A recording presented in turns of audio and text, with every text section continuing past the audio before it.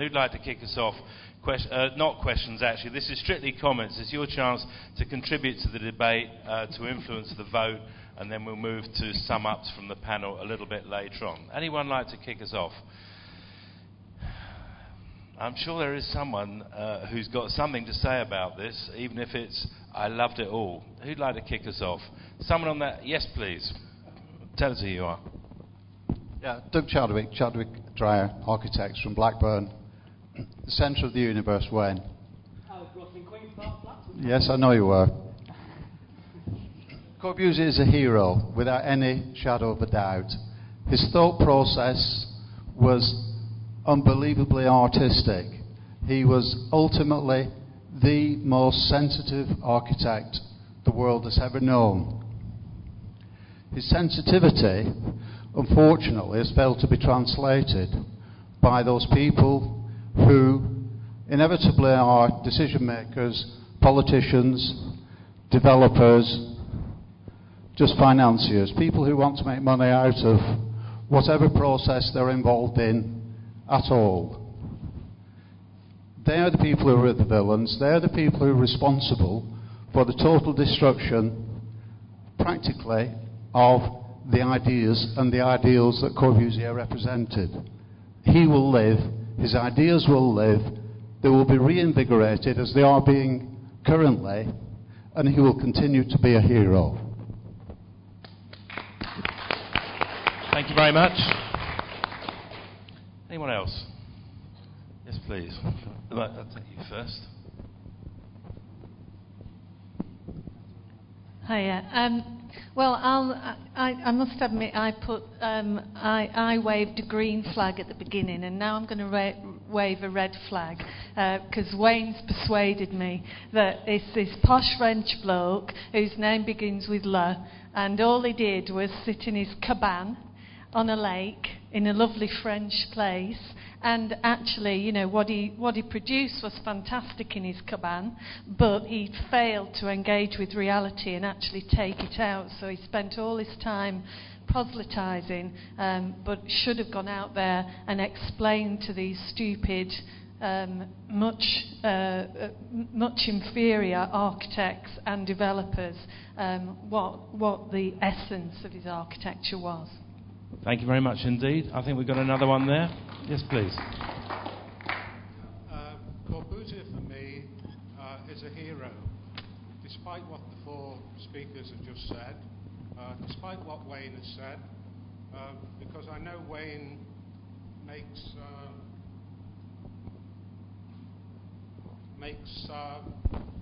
Doc Martin boots with watches stitched to them, and I think that's an incredible kind of concept.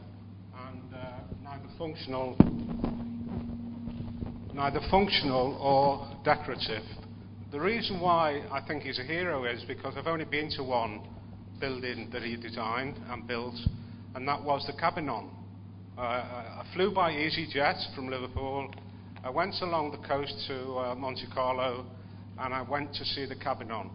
And I would encourage you all to go to the Cabinon. It's 3.6 by 3.6 by 2.6. It's the most beautiful modular kind of space. It's got those windows that we were shown. It's got incredible views out across the Mediterranean, and it's a special kind of place. He knew about beauty and he knew about specialness, and that's why, for me, he will remain a hero. And also, we're very fortunate in Liverpool that we've got this exhibition in the crypt. Thank you very much. Yeah, there's one there. Hello, I'm Phil Griffin. I find it difficult to take lectures from a man whose most outrageous spectacles are branded Red or Dead. It might be the company that took on from him, but nevertheless, spectacles... I sold Red or Dead back in 1999 and we didn't do so. Fine. Nevertheless, there is some sort of relationship. Okay, wait, that's okay. I'll modify that remark and say I find it difficult to take lectures from somebody wearing braces. However, one of the things that the colleague on the villain side, that David had to say, was that he finds it rather difficult to accept that somebody who can design a building might therefore extrapolate into the notion of being able to design a city. If I may then, with respect, Wayne, refer back to you, somebody who makes a business out of designing high street clothes for excitable young people should then extrapolate his practice into designing housing and moving forward to do precisely what it seems to me Corbusier actually gave him the grounds to do in the first place. I sold Red Hood in 1999 and haven't done any fashion since then. I would consider that to be quite a decent time ago. Okay, let's take another contribution. Linda Smales from Leeds Met University. I think he's a hero and a villain. I think he embodies the traditional approach of architectural design in this country and elsewhere, in as much as most architects think they're frustrated sculptors. And the exhibition today proved that massively. And final point, architects generally, in my experience, working with them over the years, are things people. They're interested in things and objects. Urban designers are people. And that's the difference. And Le Corbusier was not a people person. Thank you very much. Dick Reed. Okay, Richard Reed. I think he's a flawed hero in the sense that in his early work, he followed very much the townscape principles of Camilla City.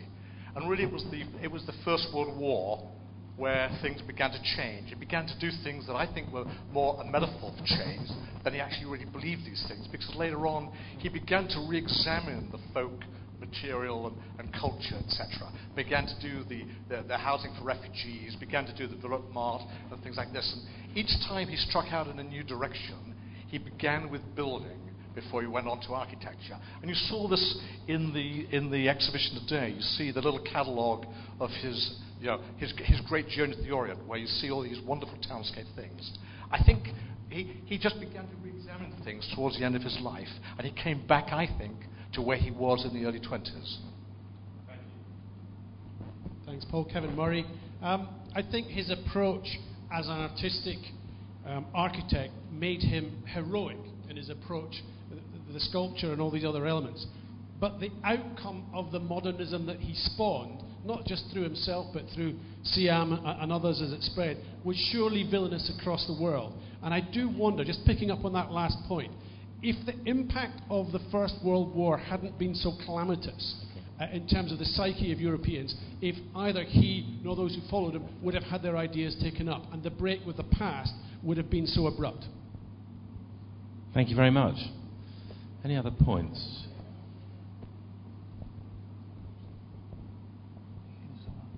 Yeah, Simon Ogden from Sheffield. I just wanted to come to the defence of Ivor Smith and Jack Spence, the architects of Park Hill. And I'm a bit surprised that Nick used them as a bit of a punchbag for his case, because I don't think they were just kind of provincial copyists of Marseille. They actually adapted the ideas of Corbusier to a post-war, very caring, idealistic campaign to provide housing for working class people. And the care that went into Park Hill, as Nick knows, because he loves the building, I know, was immense in the way that they made sure that whole families, whole streets full of people moved off out of the old slum properties into Park Hill. The way it was designed with incredible amounts of love.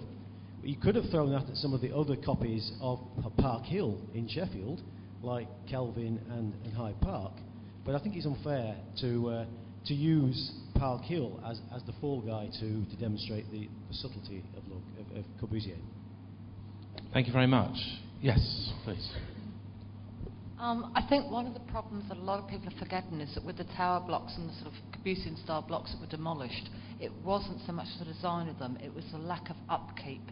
They were generally overlooked by councils, there were problems in them, and one problem led to another, and they just got worse and worse. It wasn't actually the original style of the architecture that failed, it was the build quality and the lack of upkeep. Thank you very much. Yes, please. Hi, Chris Winter. I think an awful lot of architects are villains, but I think we need sometimes people to move us on and to break down barriers. If it weren't for people like Corb, then maybe we'd still be building pastiches of Victorian, Georgian, Edwardian, and we wouldn't get some of the fantastic architecture that's been shown to us this afternoon in Liverpool. We didn't interact with the people. And one of the lectures was by Balkrishna Doshi, and he had met Le Corbusier and spent time with him. And one of the things he emphasized was that when he came to India, the first thing he did was understand the culture and spend time with the people. So how can you say that he didn't interact with the people and understand what they're about? He took the forms of the cows and what they were interested in and took it in, portrayed it in the buildings. He took the climate that they lived in and portrayed that into the building.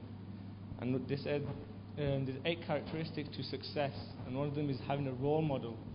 And Le Corbusier is that role model to architecture, but there's 2 characteristics to understanding people, and one of them is you have to be on that same level as the person to understand them. And I don't think anybody is at the same level as Le Corbusier and where he was thinking and the way he was thinking. So we don't really comprehend the person in his totality because we aren't at that level of who he was. But you can't make arbitrary comments like he didn't interact or he didn't do this, because he did, and people who have met him say the same thing, that he did do that, and he was the first of his kind to do that.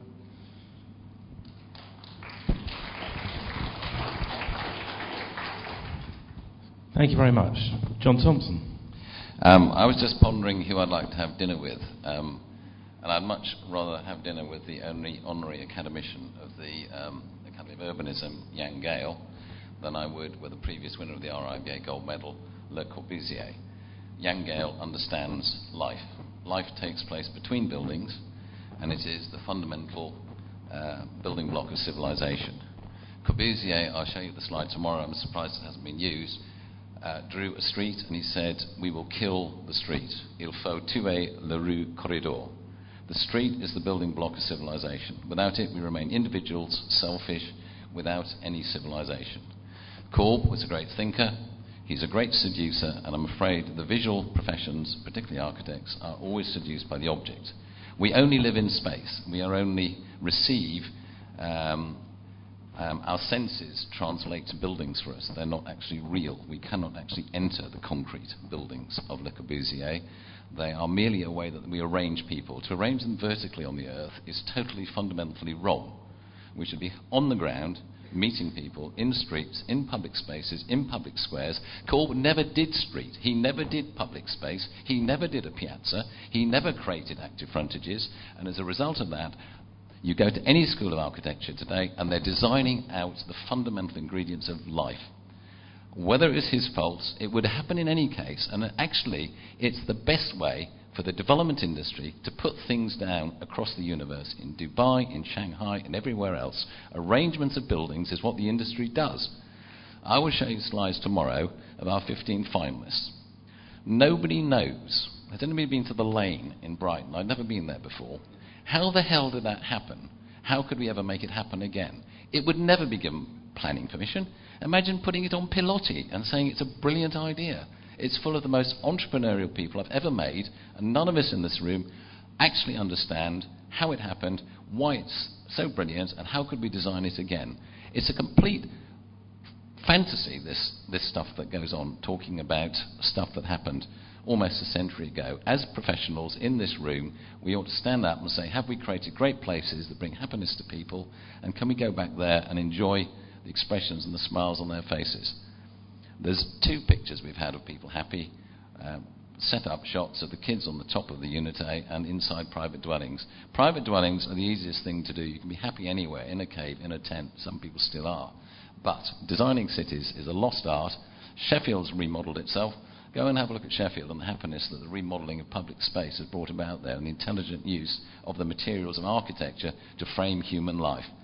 Corb was his own bubble. He was in his own bubble. I was taught Corb. I was taught by Ivor Smith, who designed Park Hill. I was taken there, and I went there, and it was fantastic when I went there because I was completely seduced by it. We all tried to design scissor flats, We never designed any schemes with any context at Cambridge in the 60s, and we're still not doing it in the schools of architecture today. I hope the Architectural Review, the only article I ever got in the Architectural Review was called "Can Modernism Seriously Damage Your Health?" The answer is yes.